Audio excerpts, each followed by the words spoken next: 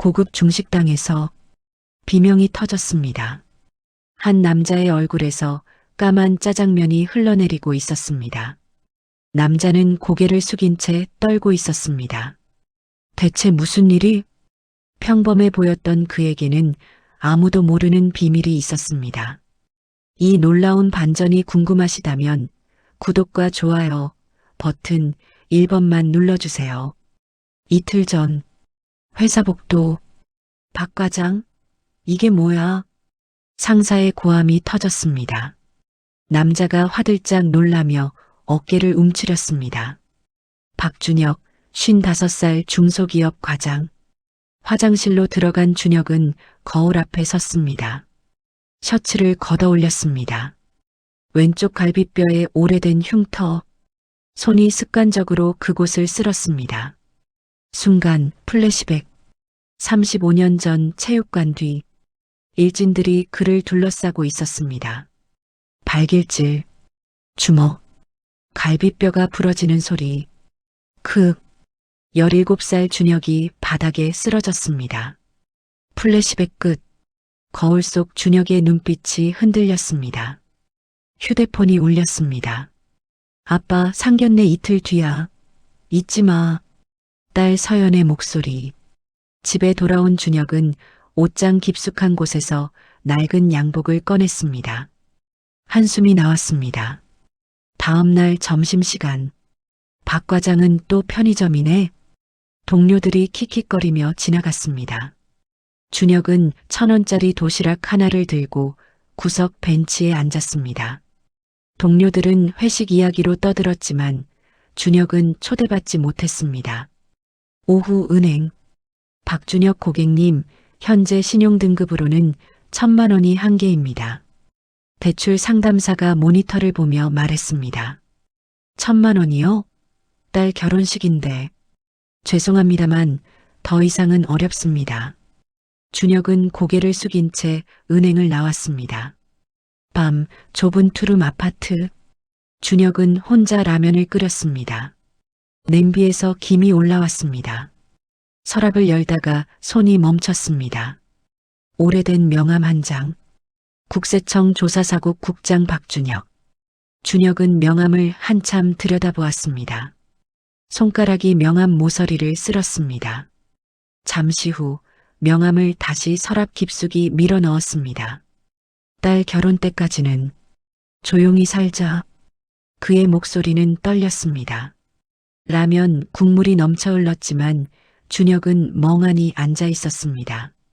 창밖 불빛들이 깜빡였습니다. 내일은 상견례. 딸의 평생이 결정되는 자리.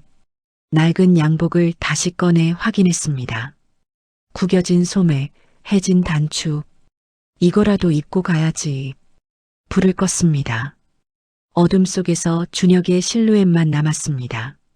상견례 당일. 고급 중식당 룸.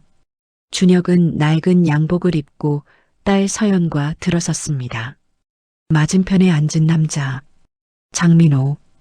준혁의 몸이 굳었습니다. 35년 만에 재회. 고등학교 일진 두목. 민호가 눈을 치켜떴습니다. 박준혁? 야, 너 아직도 쫌보 같은 옷 입고 다니네. 푸아. 준혁의 주먹이 떨렸습니다. 넌 뭐해? 설마 아직도 회사원? 뭔데? 과장입니다. 과장? 와, 35년 동안 과장까지 갔어? 대단하다. 민호가 배를 잡고 웃었습니다. 옆에 앉은 아들 수진이 난처한 표정을 지었습니다. 아버지. 야, 수진아. 내 장인어른이 과장님이시래. 잘 모셔야지. 준혁은 딸을 보았습니다. 서연의 눈빛이 흔들렸습니다. 민호가 예단 봉투를 던졌습니다. 이거 1,000만 원. 쫌보한테는 큰 돈이겠네. 감사합니다. 감사는. 근데 말이야, 우리 집안이랑 급이 좀 다른 거 알지? 나 민호 유통 대표거든. 그러니까 앞으로 잘 보여야 될 거 아니야? 준혁은 대답하지 않았습니다. 야, 박준혁. 내가 말하는데 왜 대답이 없어?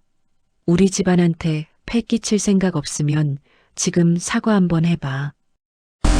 무슨 사과를요? 내 딸이 우리 아들한테 시집 온 게 과분하다고. 어디 한번 들어보자.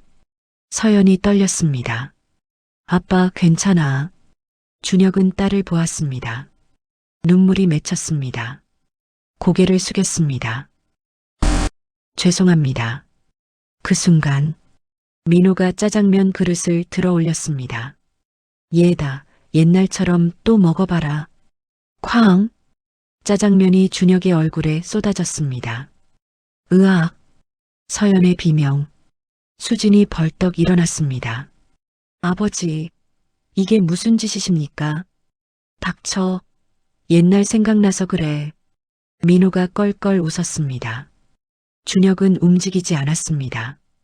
짜장면이 양복을 적셨습니다. 화장실 좀. 비틀거리며 일어났습니다. 화장실. 거울 앞에 준혁. 얼굴에 짜장면을 닦았습니다. 눈빛이 변했습니다. 떨림이 사라졌습니다. 차가운 눈. 휴대폰을 꺼냈습니다. 김조사관. 목소리가 낮고 냉정했습니다. 민호 유통. 내일 움직여. 다음날 오전 10시. 민호 유통 본사. 로비가 술렁였습니다. 정장을 입은 남자들 10명이 들어섰습니다. 국세청입니다. 직원들이 얼어붙었습니다. 민호가 사무실에서 뛰어나왔습니다. 뭐야, 이게 무슨... 국장 누구야? 국장? 조사관들이 입구를 바라보았습니다. 정문에서 한 남자가 걸어왔습니다. 발끝부터 고급 구두, 한 걸음, 완벽하게 다린 정장 바지, 또 한 걸음, 국세청 배지가 빛났습니다. 얼굴, 박준혁? 어제와 완전히 다른 눈빛, 냉철하고 날카로웠습니다. 조사관들이 일제히 고개 숙였습니다. 국장님, 민호의 입이 벌어졌습니다. 준혁이 천천히 걸어와 민호 앞에 섰습니다. 주머니에서 명함을 꺼내 민호 발 앞에 던졌습니다. 민호가 떨리는 손으로 명함을 집었습니다. 국세청 조사사국. 국장. 박준혁? 박준혁? 내가. 국장. 얼굴이 창백해졌습니다. 준혁이 입을 열었습니다. 어제 인사가 부족했던 것 같아서 목소리가 차갑고 낮았습니다. 어제와 180도 달랐습니다. 다시 인사드리러 왔습니다. 민호 유통 장민호 대표님. 입꼬리가 살짝 올라갔습니다. 미소가 아니었습니다. 저기. 준혁아, 아니 국장님. 어제 그건 농담이었고. 농담이요? 저는 농담으로 안 들렸는데요. 김조사관. 예, 국장님. 어제 녹음 파일 증거로 제출했나? 예, 제출 완료했습니다. 민호의 얼굴에서 핏기가 빠졌습니다. 녹음? 준혁이 민호를 내려다보았습니다. 35년 전에는 제가 고개를 숙였죠. 이제는 대표님이 숙일 차례입니다. 국장님, 탈세 혐의 관련 자료 확보했습니다.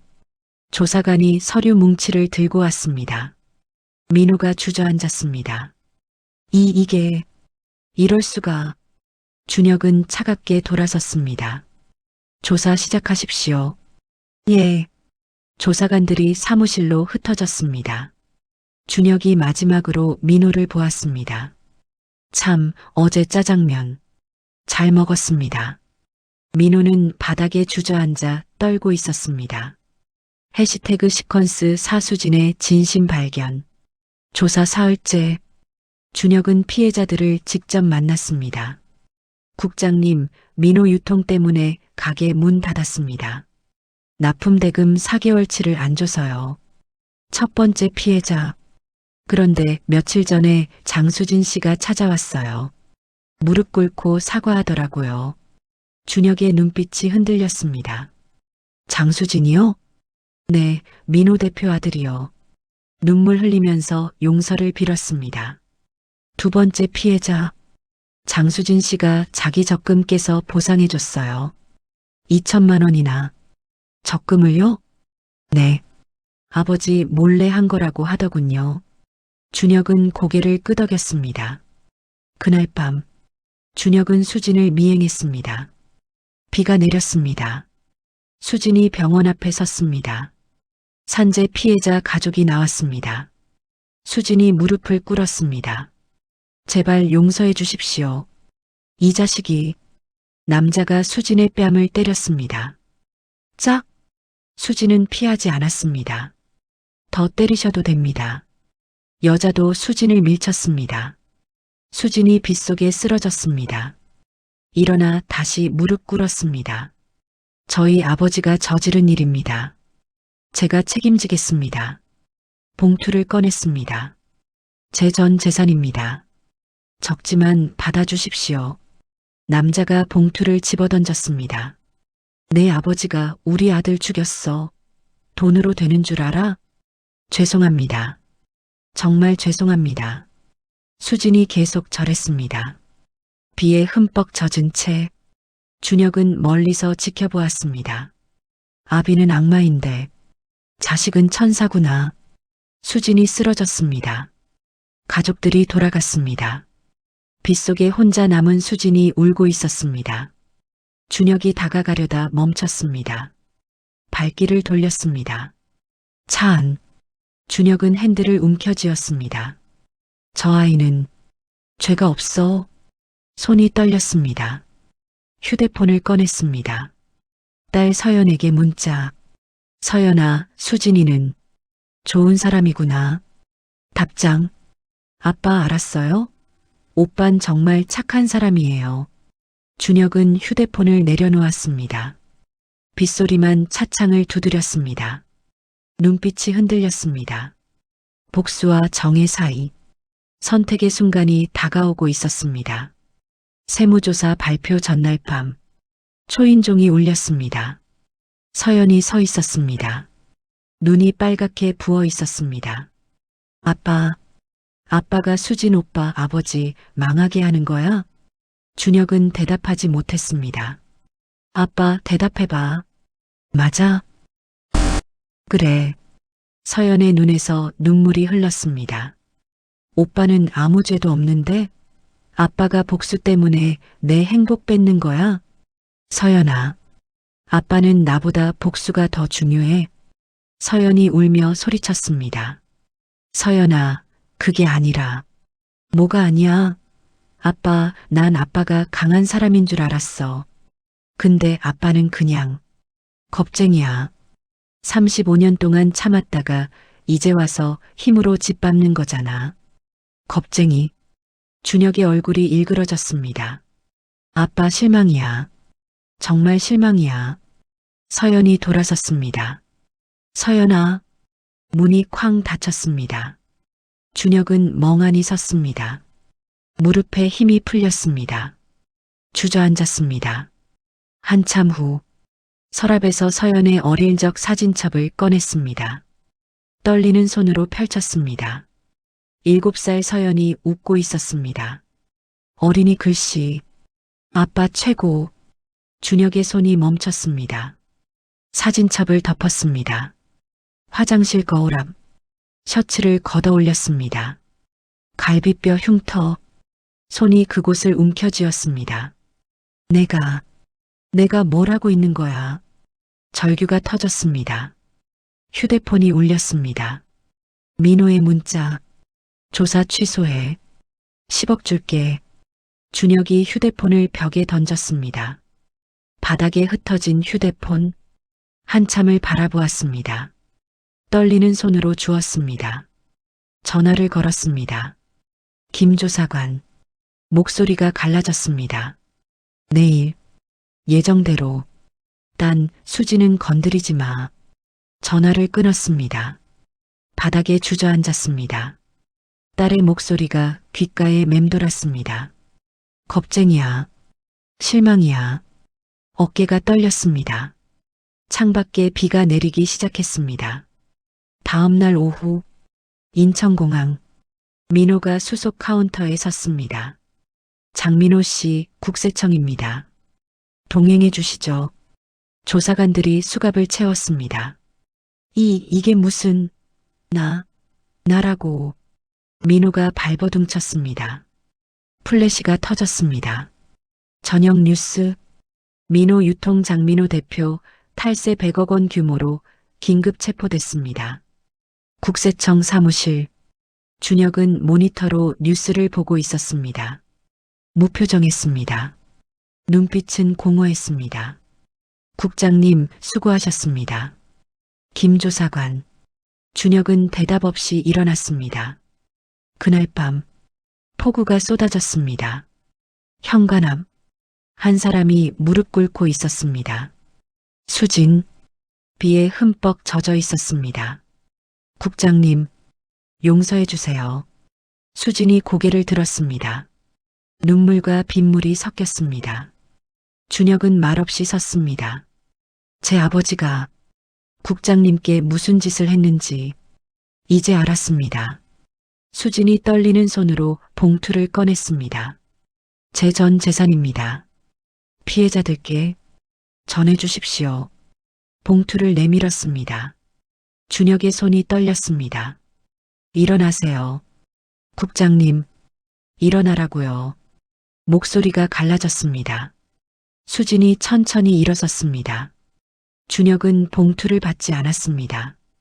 당신 잘못이 아닙니다. 하지만 아버지 죄를 자식이 짊어질 필요는 없어요.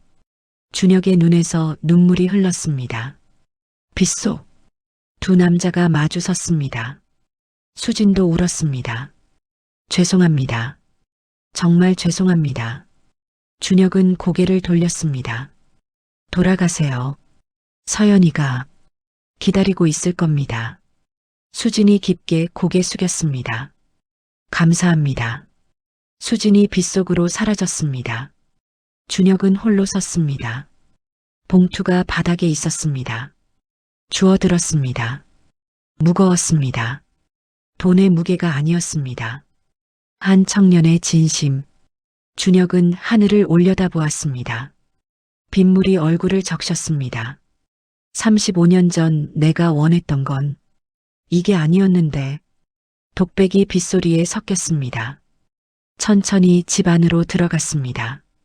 문이 닫혔습니다. 빗소리만 남았습니다. 일주일 후 구치소 접견실, 민호가 앉아 있었습니다. 수염이 덥수룩했습니다. 문이 열렸습니다. 수진이 들어왔습니다. 수진아, 돈 가져왔냐? 수진은 의자에 앉았습니다. 아버지, 그래. 얼마나 가져왔어?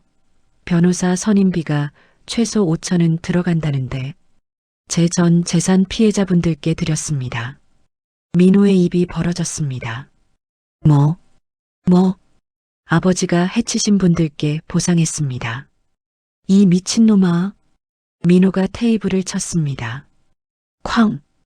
교도관이 경고했습니다. 조용히 하십시오. 민호가 이를 갈았습니다. 내가 감히. 수진이 서류 봉투를 꺼내 테이블 위에 놓았습니다. 상속폭이 각서입니다. 민호가 서류를 낚아챘습니다. 상속폭이, 너 진짜. 손이 떨렸습니다. 수진이 민호를 똑바로 보았습니다. 아버지가 던진 건 짜장면이 아니라 인간성이었습니다. 민호의 얼굴이 굳었습니다. 저는 그 인간성을 물려받고 싶지 않습니다. 수진이 일어섰습니다. 수진아. 야, 장수진. 수진은 뒤돌아섰습니다. 내가 누구 덕분에 컸는데 내가 먹고 입은 게 다 내 돈이야. 수진이 멈춰섰습니다. 돌아보지 않았습니다. 그 돈이 누구 것이었습니까? 목소리가 차갑게 식었습니다. 수진아. 민호의 절규. 수진은 문을 열고 나갔습니다. 장수진, 돌아와. 민호가 테이블을 치며 울부짖었습니다. 교도관들이 그를 제지했습니다. 접견실 밖. 수진이 복도를 걸었습니다. 눈물이 흘렀습니다. 하지만 발걸음은 흔들리지 않았습니다. 구치소 정문. 수진이 밖으로 나왔습니다. 햇살이 눈부셨습니다. 눈을 찡그렸다가 천천히 떴습니다. 푸른 하늘, 깊이 숨을 들이마셨습니다. 자유로웠습니다. 주머니에 손을 넣었습니다. 텅 비어 있었습니다. 돈도 없었습니다. 집도 없었습니다. 하지만 가벼웠습니다. 수지는 걷기 시작했습니다. 앞만 보고 뒤돌아보지 않고 햇살 속으로. 석 달 후 준혁이 서연의 집 앞에 섰습니다. 초인종을 눌렀습니다. 문이 열렸습니다. 서연이 놀란 표정. 아빠. 서연아, 아빠가 잘못했다. 목소리가 떨렸습니다. 서연의 눈에 눈물이 고였습니다. 아빠, 나도 미안해. 아빠 마음 몰라줘서. 서연이 준혁을 껴안았습니다. 아빠는 겁쟁이가 아니야. 아빠는 참은 거였어. 35년 동안. 준혁도 딸을 안았습니다. 서연이 준혁을 바라보았습니다. 눈빛이 달라져 있었습니다. 동정이 아니었습니다. 존경이었습니다. 근데 아빠, 수진 오빠는 정말 좋은 사람이야. 아빠가 제일 잘 알잖아. 준혁이 고개를 끄덕였습니다. 결혼식 당일, 작은 야외 결혼식장. 준비실에서 수진이 준혁에게 다가왔습니다. 도시락을 건넸습니다.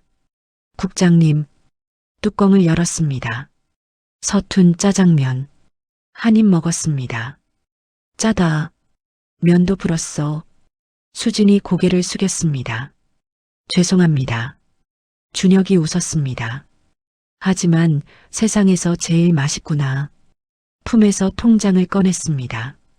깨끗한 돈이야. 사업 미천 3개. 수진의 눈에서 눈물이 흘렀습니다.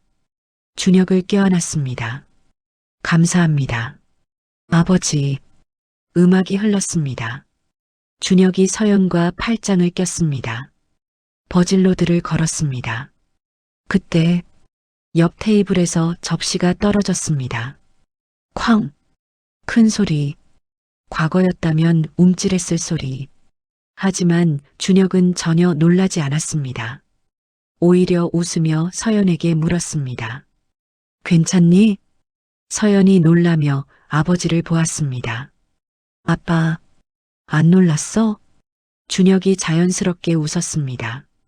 이젠 괜찮아. 다 괜찮아. 서연이 아버지를 다시 보며 미소 지었습니다. 재단함. 준혁이 서연의 손을 수진에게 건넸습니다. 내 딸 부탁하네. 수진이 깊게 고개 숙였습니다. 목숨 걸고 지키겠습니다, 아버지. 준혁은 객석에 앉았습니다.